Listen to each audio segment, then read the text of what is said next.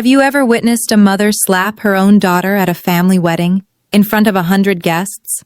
No? So imagine this. You're at your sister's wedding. 200 guests. Judges, lawyers, Boston's elite, all watching. And your mother just handed you a stack of documents on stage, demanding you sign over your $2 million penthouse as a wedding gift to your sister. You say no.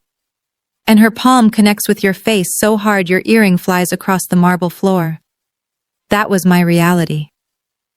March 15th, 2024. They expected me to cry, to apologize, to surrender like I always had. Instead, I picked up my earring, walked out, and made one phone call. 1 hour later, a woman walked into that reception. When my mother saw who it was, she started screaming because the person she told everyone was senile and gone had just arrived with a lawyer and proof of everything she'd been hiding. Before I continue, please like and subscribe, but only if this story truly resonates with you.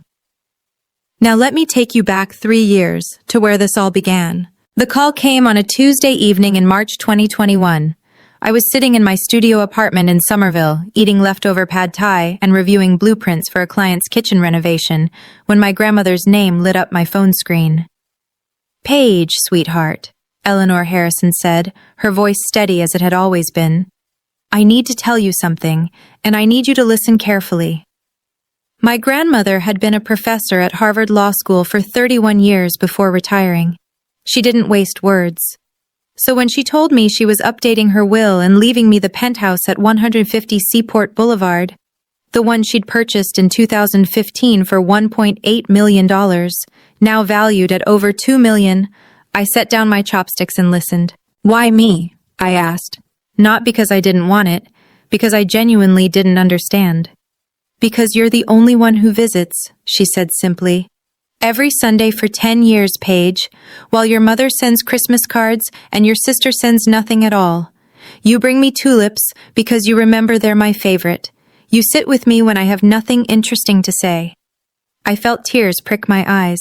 "Grandma, the paperwork will be finalized next month. Marcus Webb is handling everything. He's been my attorney for 20 years. She paused. "Your mother will not be pleased." That, as it turned out, was the understatement of the decade. The news leaked to my family within weeks. I still don't know how. Maybe someone at Marcus's firm mentioned it to someone who knew someone. Boston's legal community is smaller than people think.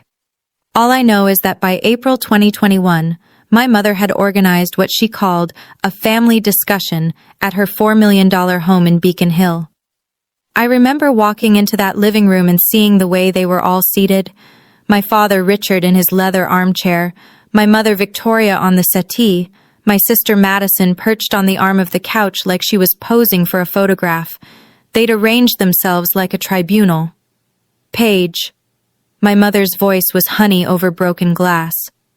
"We need to talk about your grandmother's condition." "Her condition?"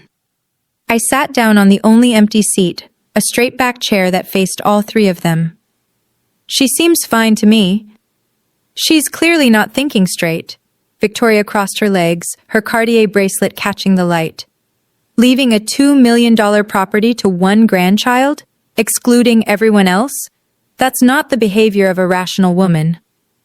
"She's not excluding anyone," I said. "She's giving me something she wants me to have. That's her right." Madison let out a small, theatrical sob. "This is so unfair. I've always loved Grandma. I just don't have time to visit like you do. I have a career. I have a life." "You have a trust fund and a fiancé with a yacht," I thought, but didn't say. "The fair thing to do," my father spoke for the first time, his voice measured in that way attorneys cultivate, "would be for you to decline the inheritance, or at least agree to sell the property and split the proceeds equally among family members." I stared at him, Richard Harrison, who hadn't asked me a single question about my life in years. Richard Harrison, who'd missed my college graduation because of a scheduling conflict that turned out to be a golf tournament. That Richard Harrison was now telling me what would be fair. "I'm not declining anything," I said, "and I'm not selling anything. Grandma made this decision because she wanted to. If you have a problem with it, talk to her. The temperature in the room dropped 10 degrees. Victoria's smile vanished. Then I hope you're prepared, she said, for the consequences of being so selfish. The consequences came swiftly. By summer 2021, I had been quietly removed from the family text chain. I learned about Madison's engagement party through an Instagram post, a photo of her surrounded by our cousins, champagne glasses raised, at a venue I recognized as the Boston Harbor Hotel. The caption read, "Future Mrs. Caldwell," with 3 diamond emojis. No one had told me. No one had invited me. When I asked my mother about it, she said, "Oh, we assumed you wouldn't want to come. You've been so busy with your little decorating business." My little decorating business was a licensed interior design studio with 12 active clients and revenue that had doubled in the past year. But to Victoria Harrison, anything that wasn't a law degree or a wealthy husband was just a hobby. The worst part wasn't the exclusion. It was what came with it. The stories Victoria began telling anyone who would listen. Paige manipulated my mother, I overheard her say at a neighborhood gathering I'd shown up to uninvited. Visited her constantly, turned her against the family. You know how vulnerable elderly people can be.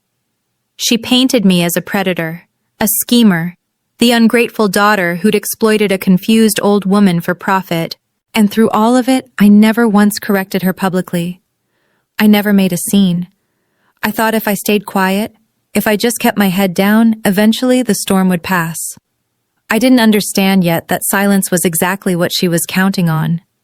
What I also didn't understand was why Grandma Eleanor had moved into Brookhaven Senior Living in late 2021, a luxury facility in Wellesley that cost $12,000 a month. She told me she wanted peace and quiet. She told me she was tired of the drama. But sometimes when I visited her on Sundays, I caught something in her eyes, a flicker of something that looked almost like fear. "Grandma," I asked once, "did something happen? Between you and Mom?" She looked out the window at the manicured gardens for a long moment. "Some things are better left alone," she finally said. "At least for now." I let it go. I shouldn't have.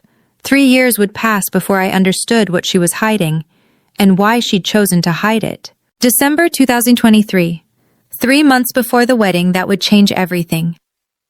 I was in my studio on a Friday afternoon, reviewing fabric samples for a Brookline townhouse project, when the mail arrived. Among the invoices and catalogs was an envelope of heavy cream cardstock, my name written in calligraphy so elaborate, it took me a moment to decipher it. Inside was an invitation.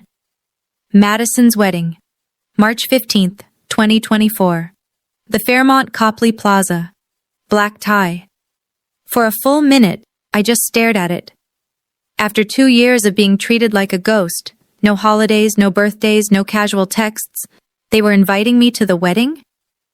My phone rang that same evening. Mother. "Paige, darling." Victoria's voice was warm, almost affectionate. I hadn't heard that tone since before the inheritance news broke. "Did you receive Madison's invitation?" "I did." "Wonderful. You know, this wedding is going to be such a beautiful opportunity for our family to heal, to move forward." She paused meaningfully. "To show everyone that the Harrisons are united." I waited. "I've been thinking," she continued, and there it was, the real reason for the call. This would be the perfect time to revisit our conversation about the penthouse. Madison and Tyler will need a place to live after the honeymoon, somewhere appropriate for a young couple starting their life together. I closed my eyes. Of course, the invitation wasn't an olive branch, it was bait. "Mom, the penthouse is mine. Grandma left it to me. That hasn't changed." "Nothing has to change, sweetheart. You could simply transfer the property as a wedding gift. Think of how generous that would look. Think of how proud Grandma would be to see you supporting your sister." The audacity of it took my breath away. Using my grandmother, the woman who had specifically chosen to give me that apartment, as an argument for why I should give it away. "I'm not transferring anything." "Paige," the warmth evaporated. Madison deserves a proper start. She's marrying into the Caldwell family. Do you understand what that means? Tyler's father is a managing partner at Ropes and Gray. They'll be entertaining. They'll be hosting. They need a home that reflects their status. Then Tyler's father can buy them one. Silence stretched between us. When Victoria spoke again, her voice was ice. I expect you to think carefully about this before the wedding, and I expect you to make the right choice. She hung up. I sat in my studio as the winter sun set, casting long shadows across my drafting table. I understood exactly what was at stake now. If I went to that wedding and refused again, in front of everyone Victoria had spent decades cultivating relationships with, she would make me pay. She would tell every guest that I was the selfish, ungrateful daughter who'd ruined her sister's special day. She would weaponize the entire Boston legal establishment against me. My reputation, my business, my future client referrals, so many of which came from word of mouth in exactly those circles. But if I didn't go, that would be its own kind of surrender, proof that I was too ashamed to show my face, proof that I had something to hide. I considered skipping it. I really did. But something in me refused. I had done nothing wrong. I had accepted a gift from someone who loved me. I would not be made to feel like a criminal for it. I RSVP'd yes. 1 week before the wedding, my phone rang at 7 in the morning. Grandma Eleanor. Sweetheart, she said, her voice carrying that particular urgency I'd only heard a handful of times in my life. I need you to listen carefully. I'm listening. If something happens at that wedding, and I believe something will, I want you to call Marcus Webb immediately. The number is 617-555-0142. Can you write that down? I grabbed a pen. Grandma, what are you talking about? What's going to happen? Your mother thinks I don't know what she's planning. She forgets that I was practicing law before she was born. Eleanor's voice was steady, but I heard the steel beneath it. I've prepared everything, Paige. Marcus has all the documents. If you need them, they're ready. Documents? What documents? Just remember the number.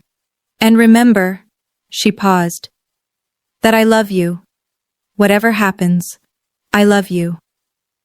She hung up before I could ask anything more. I saved Marcus Webb's number in my phone, not understanding why my hands were shaking. I wouldn't understand until I walked through the doors of the Fairmont Copley Plaza and saw what was waiting for me. March 15th, 2024, 5:00 p.m. The Fairmont Copley Plaza rose above Copley Square like a monument to old money and older traditions. I'd driven past it hundreds of times in my life, but walking through those gilded doors as a guest, as a Harrison, felt different. It felt like walking into enemy territory. The ballroom was breathtaking. White orchids cascaded from crystal chandeliers. A 12-piece jazz ensemble played Gershwin in the corner. Waiters in black ties circulated with champagne flutes and canapes on silver trays. Every detail screamed expense, taste, and Victoria Harrison's personal touch. 127 guests. I'd counted the chairs during cocktail hour. Lawyers, doctors, investment bankers, old Boston families whose names appeared on hospital wings and university buildings. These were the people my mother had spent 3 decades impressing. Her audience, her witnesses. I wore a navy blue dress, elegant but not attention-seeking. I had debated for hours about what to wear, knowing that anything too expensive would be called showing off the penthouse money, and anything too simple would be embarrassing the family. In the end, I chose something that simply felt like me. Richard found me near the ice sculpture. A swan, naturally, 10 minutes after I arrived. Paige? My father nodded, his eyes sliding past me like I was a piece of furniture he was trying not to bump into. Glad you could make it. Dad. We stood in silence. After 32 years, we had nothing to say to each other. Madison appeared in a cloud of white tulle and Swarovski crystals, her veil trailing behind her like a promise of the life she'd always believed she deserved. She hugged me, arms circling but not quite touching, the way you'd embrace a stranger at a networking event. Paige, you came. Her smile was camera ready. Perfect teeth, perfect makeup, perfect performance. Of course I came. You're my sister. She pulled back, and her expression shifted. Subtle. Calculating. Did you bring the paperwork? I blinked. What paperwork? Mom said you'd have the transfer documents ready by today. Madison's voice was light, almost playful, but her eyes were hard. For the penthouse, our wedding gift. So this was it. They'd already decided among themselves that I would comply. The invitation, the phone call, the reconciliation theater, all of it was just a prelude to this moment. Madison, there are no transfer documents. What do you mean? I mean the penthouse is mine. It's not a gift. It's not up for discussion. Her perfect smile flickered. But Mom said, I don't know what Mom told you. I kept my voice low, steady. But I'm not signing anything. Not today. Not ever. Madison's jaw tightened. For a moment, she looked exactly like Victoria, the same flash of fury barely contained. You know, Tyler and I were planning to move in after the honeymoon. We already told the realtor we wouldn't need the condo in Back Bay. We already told everyone. You told everyone about an apartment that doesn't belong to you. It should belong to us. Her voice rose slightly. You don't even need it. You live in that little place in Somerville. You don't entertain. You don't have anyone to impress. What's the point of you having a $2 million penthouse? The point. What was the point of me having anything nice, anything valuable, anything that suggested I might matter as much as she did? I'd spent my whole life being asked that question in different ways. The point, I said quietly, is that Grandma wanted me to have it, and her wishes matter more than your real estate plans. Madison stared at me. Then she leaned in close, her bridal perfume overwhelming. Mom's going to handle this, she whispered. And when she does, don't say I didn't warn you. She swept away toward a group of bridesmaids, leaving me standing alone by the melting swan. I moved toward the bar, needing something to steady my nerves. But before I could order, a woman in a cream Chanel suit stepped into my path. I recognized her, Patricia Holloway, one of Victoria's tennis partners and the wife of a federal judge. You're Paige, aren't you? Patricia's smile didn't reach her eyes. Victoria's mentioned you. I bet she has. I heard you're holding on to some property for your grandmother, Patricia continued. That's very responsible of you. Will you be selling it soon? There it was, the narrative Victoria had been spinning. I wasn't the heir. I was the caretaker, the temporary custodian of assets that would eventually be distributed properly. Actually, I said, I live there. Patricia's eyebrows rose. Oh, I thought, well, never mind what I thought. She excused herself quickly, disappearing into the crowd. I stood alone in that sea of silk and judgment, understanding finally what I was up against. Victoria had been preparing this battlefield for years. Every conversation, every social event, every carefully placed comment, all of it was groundwork. And tonight, she intended to collect. I just didn't know yet how far she was willing to go. I escaped to the balcony. The March air was cold enough to bite, but after the suffocating warmth of the ballroom, I welcomed it.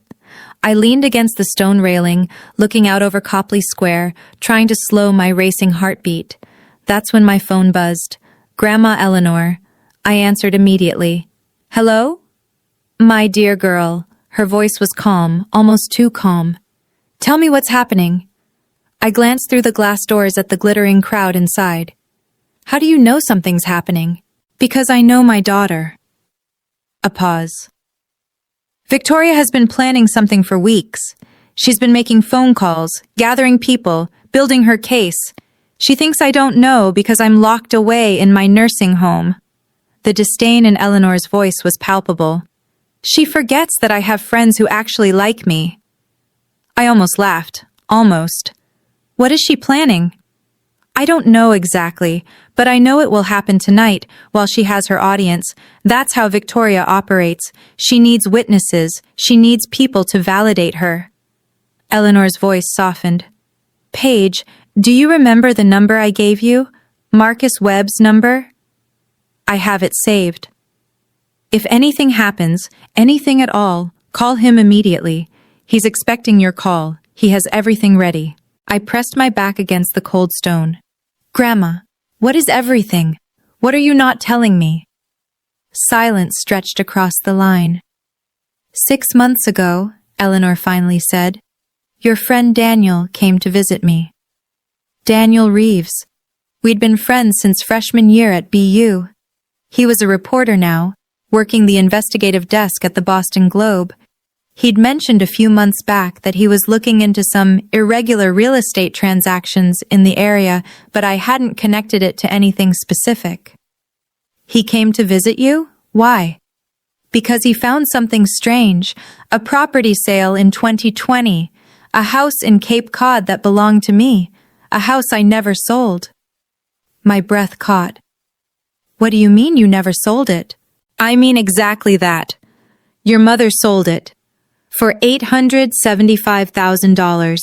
She forged my signature on the documents. The world tilted slightly. I gripped the railing. Grandma? I didn't want to believe it either. That's why I hired experts. A company called Forensic Document Services right here in Boston. They analyzed the signatures. The probability of forgery was 98.7%. 98.7%. That wasn't doubt. That was certainty. Why didn't you tell me? My voice came out hoarse. Why didn't you go to the police? Because she's my daughter. Eleanor's voice cracked just slightly before she steadied it. Because I still hope, that there might be some explanation I don't understand. Some reason that isn't what it looks like. But we both knew. We both knew there wasn't. That's why you moved to Brookhaven, I said, understanding flooding through me. Not because you wanted peace and quiet, because you couldn't stand being around her. I couldn't trust her, Paige, and I couldn't prove anything without destroying everything. So I removed myself. I protected what I could protect, the penthouse, my remaining assets, and I waited. For what? For Victoria to make a mistake. Eleanor's voice hardened. Tonight might be that mistake. If she pushes too far, if she exposes herself publicly, then Marcus has everything he needs to respond. The forensic report, the original transaction documents, witnesses who saw me during the time I supposedly signed those papers. I was in the hospital with a broken hip. I couldn't have signed anything. I closed my eyes, absorbing the weight of it all. My mother hadn't just tried to manipulate me. She'd stolen from her own mother. She'd committed fraud. And she'd let Grandma Eleanor take the blame for not being rational when she'd changed her will. Paige! Eleanor's voice pulled me back. I'm not telling you this to make you hate your mother. I'm telling you because you need to understand what you're dealing with. And you need to know that if she corners you tonight, you're not alone. You have never been alone. I heard the jazz band start up again inside, a swing number that felt grotesquely cheerful. What do you want me to do? Whatever happens, don't sign anything. And if it goes badly, if she pushes you beyond what you can bear, call Marcus. Tell him the documents are needed. He'll know what to do. And you? A pause. When Eleanor spoke again, I could hear the smile in her voice. If Marcus calls me, I'll be there within the hour. I've been waiting 3 years for this, darling. I'm not going to miss it. She hung up. I stood on that balcony for a long moment, cold wind whipping my hair. Then I straightened my shoulders, smoothed my dress, and walked back into the ballroom. I was ready. Or at least, I thought I was. I'm going to pause here for a moment, because I know some of you watching this have been in situations like mine, where you're surrounded by people who are supposed to love you, but instead they make you feel small. If this story is hitting close to home, let me know in the comments. Should I have walked out right then? Or was I right to stay and face what was coming? Your answers mean more to me than you know. Now let me tell you what happened next. 7:30 p.m. Dinner had been served and cleared. The toasts had been made. Richard's stiff, perfunctory speech about legacy and family values. Tyler's father waxing poetic about the merger of two great Boston families. Madison's maid of honor, telling a story about their sorority days that made everyone laugh politely. I sat at table 14, near the back of the ballroom, with a collection of distant cousins and family friends who seemed unsure why I was there. Fine by me, I wanted to be invisible. But Victoria Harrison had other plans. The clink of metal against crystal cut through the room's chatter. My mother stood at the head table, champagne flute in hand, microphone in the other. Her smile was radiant, her Valentino gown glittered under the chandeliers. "If I could have everyone's attention," she said, "I'd like to take a moment for something very special, a family tradition that Madison has asked me to facilitate." I felt the first prickle of warning at the base of my spine. As many of you know, the Harrison family believes in taking care of each other. We support each other. We make sacrifices for each other. Victoria's eyes swept the room, landing briefly on me before moving on. And tonight, in the spirit of that love, I'd like to invite my eldest daughter, Paige, to join me up here. 127 pairs of eyes turned toward table 14. I didn't move. I couldn't move. "Paige, sweetheart?" Victoria's voice carried a note of gentle encouragement that I knew was performance. "Come on up, honey. Don't be shy." What choice did I have? If I refused, I would be the difficult one, the ungrateful one, the sister who ruined Madison's wedding with her stubbornness. I stood. My legs felt like they belonged to someone else as I walked through the maze of tables, past the whispered comments and curious stares, up to the raised platform where my mother waited with her serpent's smile. "There she is." Victoria put an arm around my shoulders, a gesture of affection for the audience, a grip of control for me. "Now, everyone, Paige has been holding on to something very precious. Our mother, my mother, left her a beautiful penthouse apartment in the Seaport district. $2.1 million in value, quite an inheritance." Murmurs rippled through the crowd. I saw Patricia Holloway nod knowingly. "Paige has been keeping it safe," Victoria continued, "waiting for just the right moment to share it with the family. And what better moment than this, Madison's wedding day, the start of her new life with Tyler." She produced a folder from somewhere, I hadn't even seen her holding it, and opened it to reveal a thick stack of legal documents. Transfer of deed, quitclaim agreement. My name already typed in the signature lines. All Paige needs to do is sign, and this incredible gift will help Madison and Tyler start their marriage in a home that truly reflects their future. The room actually applauded. They applauded, like this was a heartwarming moment, like I was about to perform an act of sisterly love, not be publicly coerced into giving away my inheritance. "Mom," my voice was quiet but steady, "I'm not signing this." Victoria's smile didn't waver. "Don't be nervous, sweetheart. It's just paperwork." "It's not just paperwork. It's the apartment Grandma Eleanor left to me. Not to Madison, not to the family, to me." The applause died. The silence that replaced it was deafening. "Paige." Victoria's grip on my shoulder tightened. Her voice dropped, but the microphone still carried it. "Let's not make this difficult. I'm not making it anything. I'm telling you no." Madison appeared at the edge of the platform, her face a mask of wounded innocence. "Paige, you're really going to do this? On my wedding day?" "Madison, I didn't ask to be called up here. I didn't ask to be put on display. You all set this up without even asking me." "Because we knew you'd be selfish," Madison spat. "We knew you'd choose that stupid apartment over your own family." "The apartment isn't stupid when you want to live in it."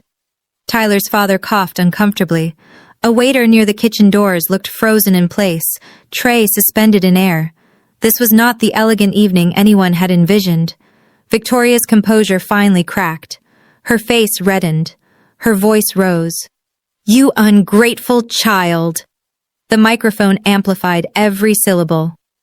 "After everything we've done for you, after we raised you, educated you, supported your little business, you can't do this one thing for your sister? You didn't support my business. You've never even been to my studio. And you didn't raise me. Grandma did, every summer, while you were at conferences and galas and anywhere else that wasn't home. Gasps scattered through the audience. I'd said too much, I knew it, but I couldn't stop. The penthouse is mine because Grandma wanted me to have it, because I was there, because I cared. And no amount of public humiliation is going to change that. Victoria's hand moved so fast I didn't see it coming. The slap connected with my left cheek, hard enough to snap my head sideways. My silver earring, the one Grandma Eleanor had given me for my 30th birthday, flew off my ear and bounced across the marble floor with a sound like a small bell. The room went absolutely silent. For a moment, I stood perfectly still.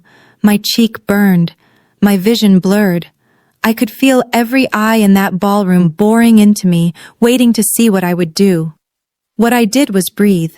I bent down. I picked up the earring. It was slightly bent, but not broken. I straightened it carefully, methodically, and put it back on my ear. Then I looked at my mother. "That's the last time you touch me," I said. My voice didn't shake. I was proud of that. I turned and walked off the platform, through the tables, past the whispers and the stares and the jazz band that had stopped playing mid-note, out the double doors of the ballroom and into the lobby. I didn't run. I didn't cry. I found a quiet corner near the concierge desk, pulled out my phone, and dialed the number I'd saved a week ago. It rang once. Marcus Webb's office. "This is Paige Harrison," I said. My voice was calm, steady, certain. "Please tell my grandmother that the documents are needed." "Understood, Miss Harrison. She'll be there within the hour."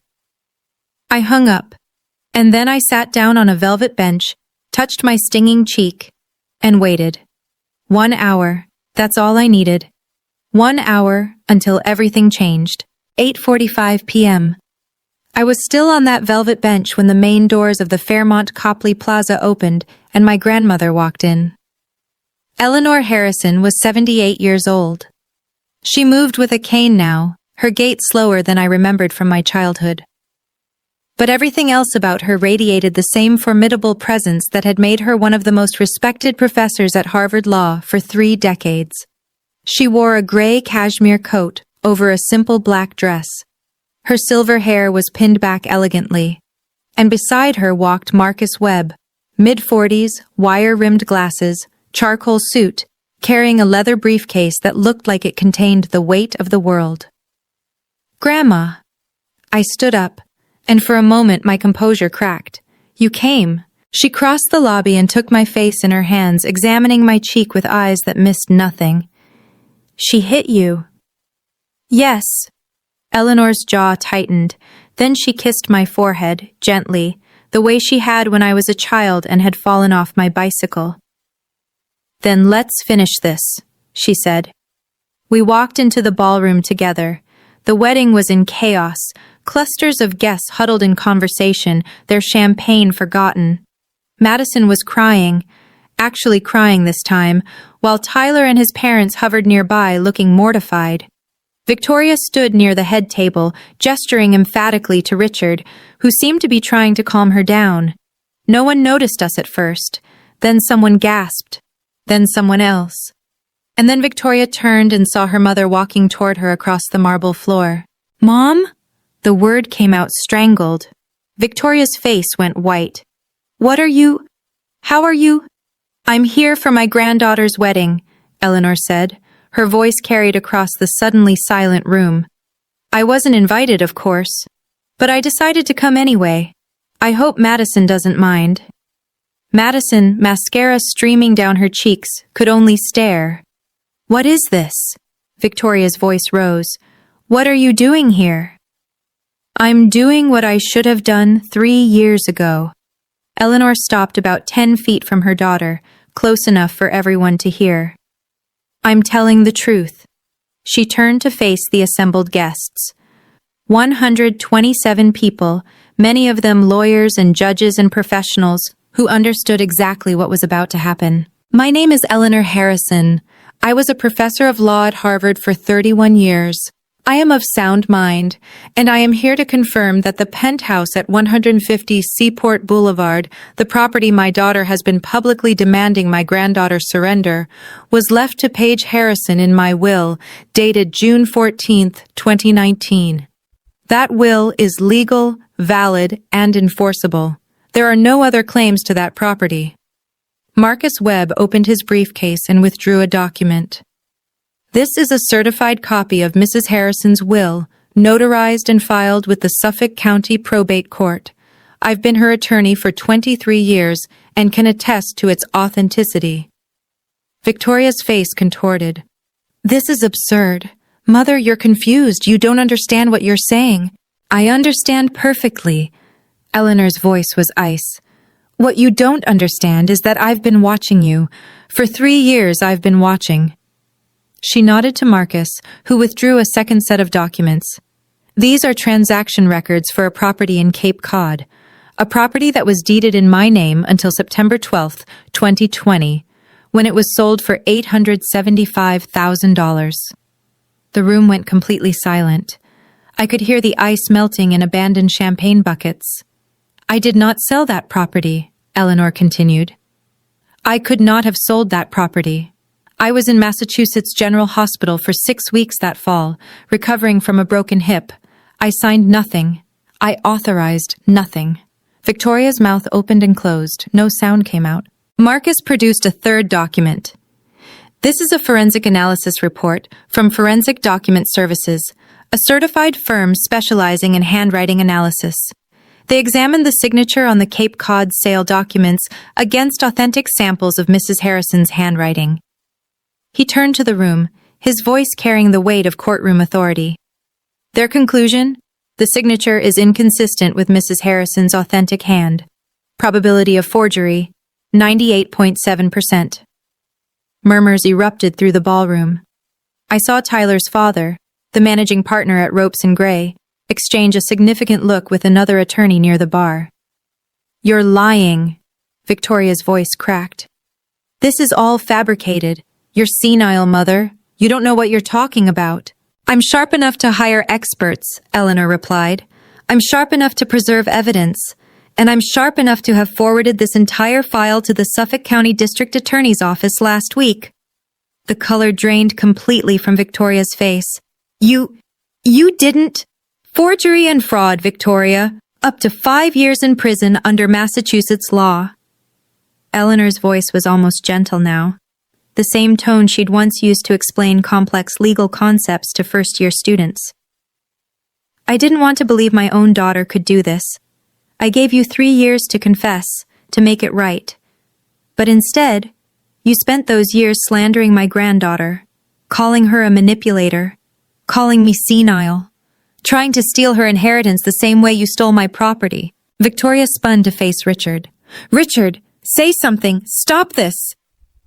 Richard Harrison, who had stood silently through everything, took a step backward. I didn't know, he said.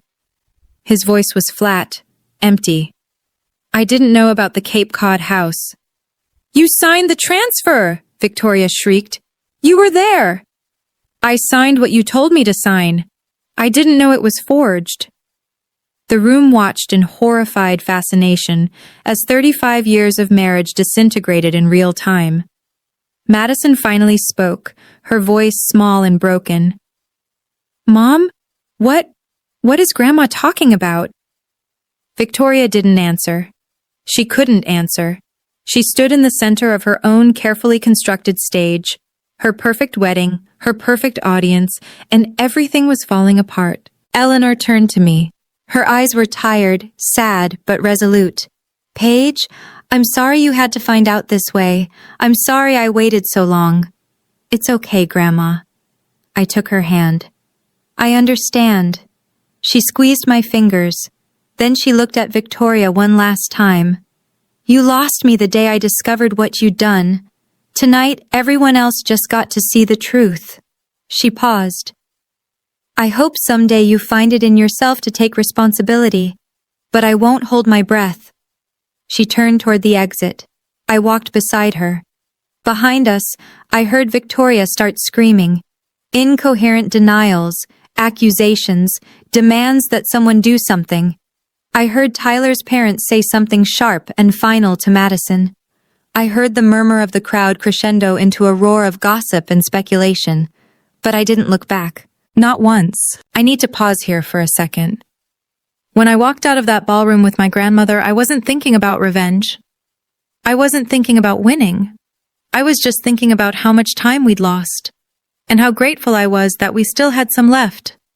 If you've ever had someone in your life who believed in you when no one else did, drop their name in the comments.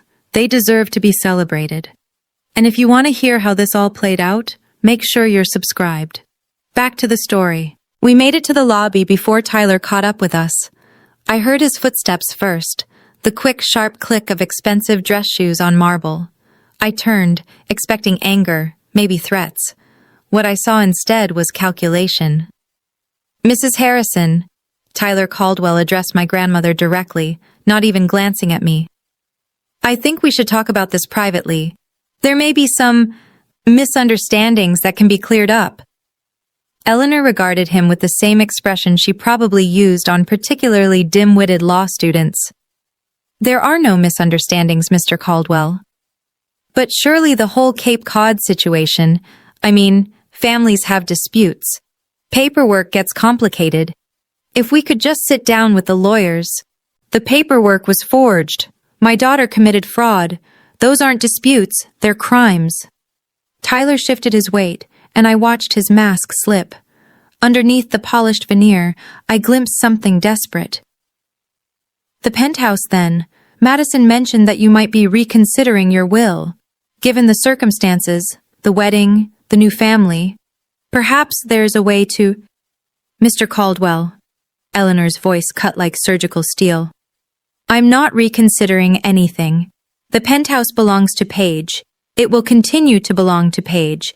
And if you're asking whether I'll give my remaining assets to a granddaughter who just married a man willing to beg at a ballroom door, the answer is no.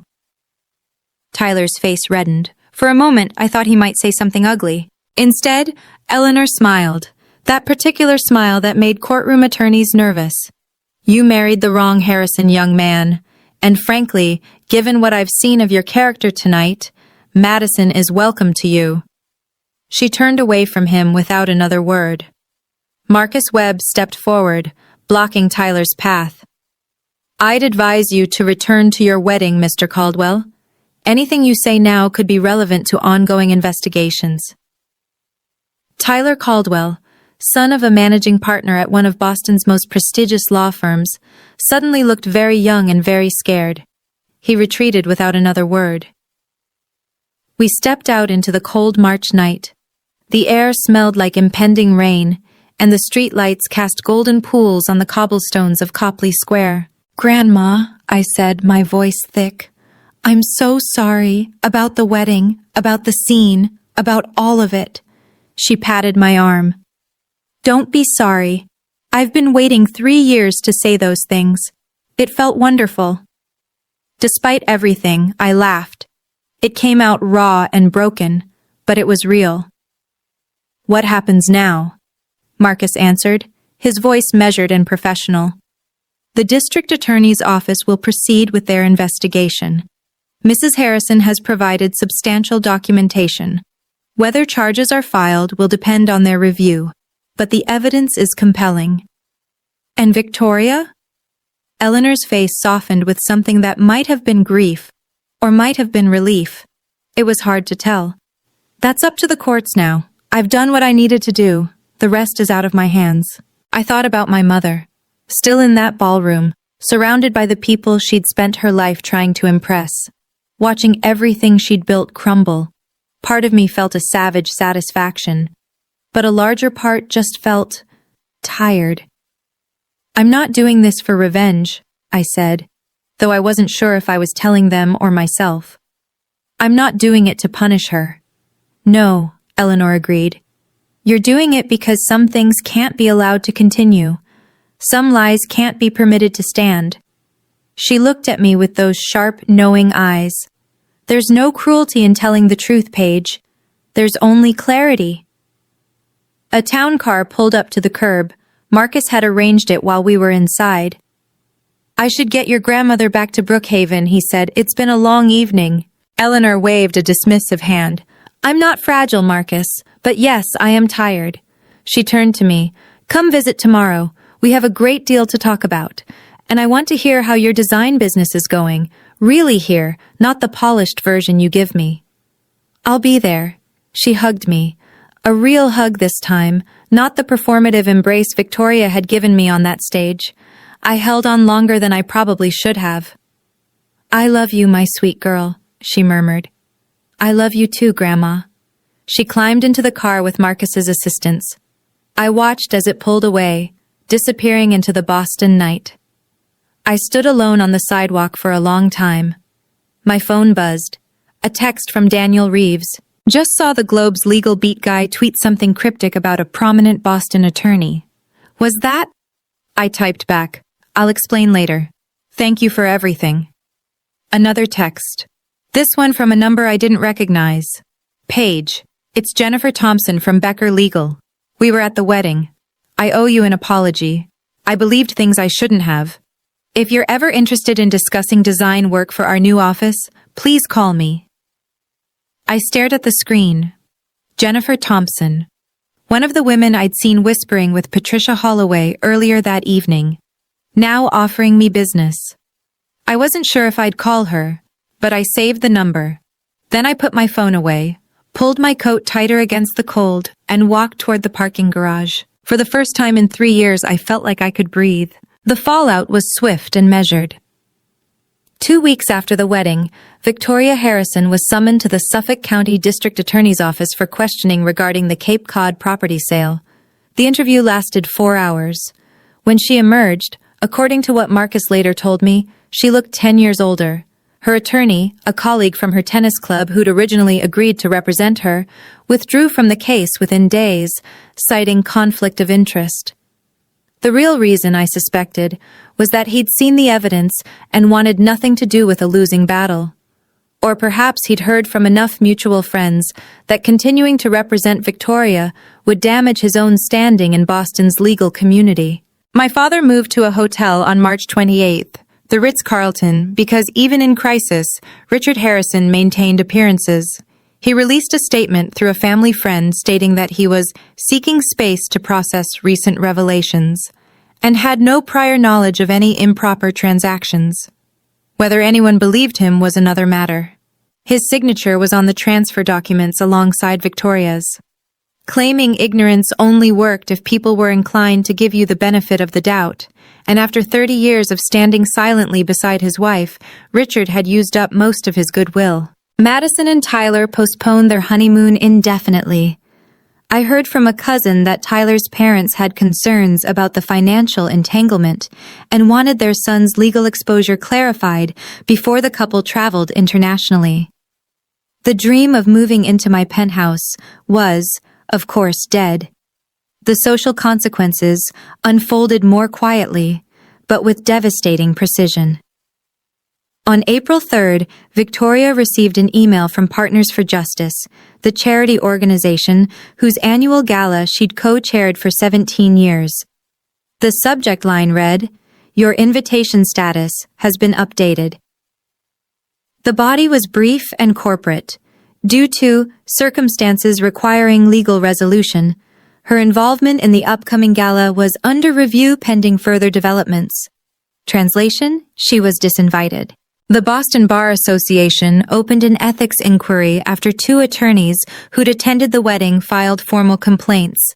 The complaints didn't allege anything Victoria had done to them. They alleged conduct unbecoming of an officer of the court. The investigation was ongoing. On April 10th, a small item appeared in the Boston Globe's Legal Beat column, written by a reporter I recognized from Daniel's newsroom. Boston area attorney under investigation for alleged document fraud in 2020 real estate transaction. The Suffolk County DA's office confirmed the investigation is active, but declined to comment on specifics.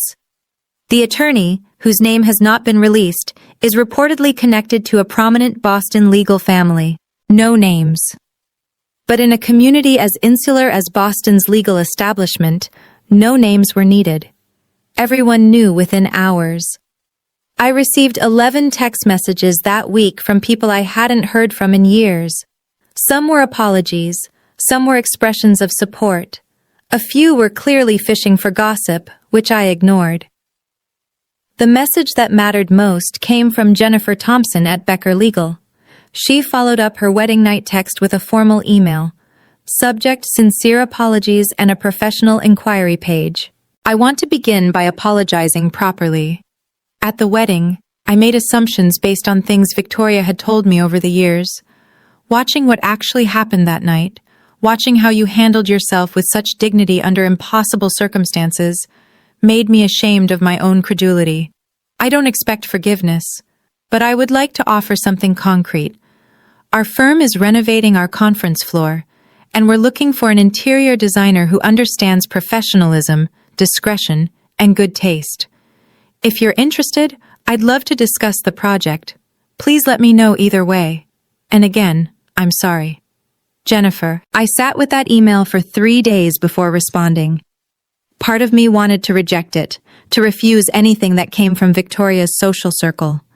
But another part recognized that Jennifer Thompson wasn't Victoria. She was someone who'd been lied to, who'd believed those lies, and who was now trying to make amends. I took the meeting. The project was substantial, a full redesign of 2 conference rooms and a reception area for a mid-sized law firm. Budget: $82,000. Timeline: 3 months. It was the largest contract I'd ever landed. By May, I'd received 2 more project inquiries from attorneys who'd been at the wedding. Word was spreading, not just about Victoria's downfall, but about my work. People who dismissed me as the Harrison daughter with the decorating hobby were suddenly curious about the Harrison daughter who'd stood her ground. I didn't trust all of them.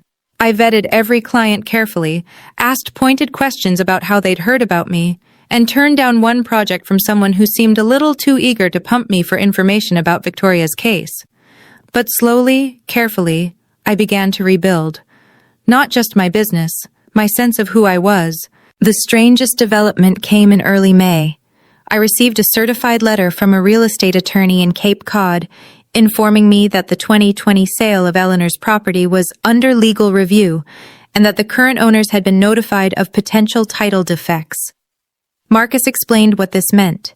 If the original sale was voided due to fraud, the buyers might have claims against Victoria for the purchase price. The property itself could potentially revert to Eleanor's estate. It's complicated, he said, and it could take years, but the wheels are turning. Victoria Harrison, who had spent her life accumulating status and property and social capital, was watching it all slip away. I won't pretend I didn't feel some satisfaction in that, but mostly I felt something closer to peace. Justice wasn't about revenge. It was about the world finally recognizing what was true. June 2024. 3 months after the wedding. I'm sitting on the balcony of my penthouse, watching the sun set over Boston Harbor. The sky is streaked with orange and pink, and the water reflects it all like scattered jewels. It's the kind of evening my grandmother always loved. Big skies, quiet moments, a glass of wine and nowhere to be. She's here now, in fact. Eleanor comes every Sunday. I pick her up from Brookhaven in the morning, and we spend the day together. Sometimes we go to the Museum of Fine Arts. Sometimes we just sit here, on this balcony, and talk. Today, we've been talking about my father. He called me, I tell her. Yesterday. She raises an eyebrow. And? He wanted to explain, to tell me his side of things. I swirl my wine. He says he didn't know about the Cape Cod house. He says Victoria handled all the paperwork, and he just signed where she told him. Do you believe him? I think about it. Really think. I believe he didn't ask questions, I finally say. I believe he chose not to know. I believe he's been choosing not to know for 35 years about a lot of things. Eleanor nods slowly. And what did you tell him? I told him I needed time, that I wasn't ready to see him yet, that if he wanted a relationship with me, he'd have to earn it, not by explaining or apologizing, but by actually showing up, consistently, over time. She reaches over and squeezes my hand. That's a healthy boundary, sweetheart. We sit in comfortable silence for a while. The sunset deepens. Madison texted me, I add. Last week. I heard. She asked if I would call her. She said she wants to talk. And will you? I look out at the harbor, at the boats returning to their moorings, at the city lights beginning to flicker on. Not yet. Maybe not for a long time. I pause. She knew, Grandma. Maybe not about the Cape Cod house, but about the pressure, the manipulation, the lies. She was there every time Victoria called me selfish or ungrateful. She never once defended me. She never once questioned what she was being told. That's true. If she wants to have a sister, she has to want to know the truth. She has to be willing to see who our mother really is. And I don't think she's there yet. I don't think she wants to be there. I take a breath. So I'm not closing the door forever, but I'm not opening it until she's ready to walk through it honestly. Eleanor smiles. A small, proud smile. You've learned something important, Paige. Something I wish I'd learned at your age. What's that? That love without respect isn't love. It's just habit. She looks at me with those clear, knowing eyes. You deserve both. I started therapy in April. My therapist's name is Dr. Carolyn Mitchell, and she specializes in family systems and boundary setting. Every Tuesday at 4, I sit in her office in Cambridge and talk about things I spent 32 years avoiding. It's hard. Some weeks it's exhausting, but it's also the most important thing I've ever done for myself. There's something else, too. His name is Ben, and he's an architect I met at a design conference in May. He has kind eyes and a terrible sense of direction and absolutely no idea who the Harrisons of Beacon Hill are. He likes me, for my work, my laugh, my habit of talking to plants. It's new, it's slow, it's the first time I've let someone in without worrying about what they might think of my family. My grandmother finishes her wine and sets the glass down. You know, she says, I've been thinking about what I want my legacy to be. You've already given me a legacy, I say, gesturing at the penthouse around us. Not the property. She shakes her head. I mean the other thing. The thing that matters. I wait. I spent too many years keeping the peace, she says. Staying quiet to avoid conflict. Letting Victoria become who she became because confronting her was too painful. She looks at me steadily. I don't want that for you. I want you to speak the truth, even when it's hard. I want you to protect yourself, even when it feels selfish. I want you to know that being kind doesn't mean being silent. I feel tears prick my eyes. I'll remember. Good. She pats my hand. Now what's for dinner?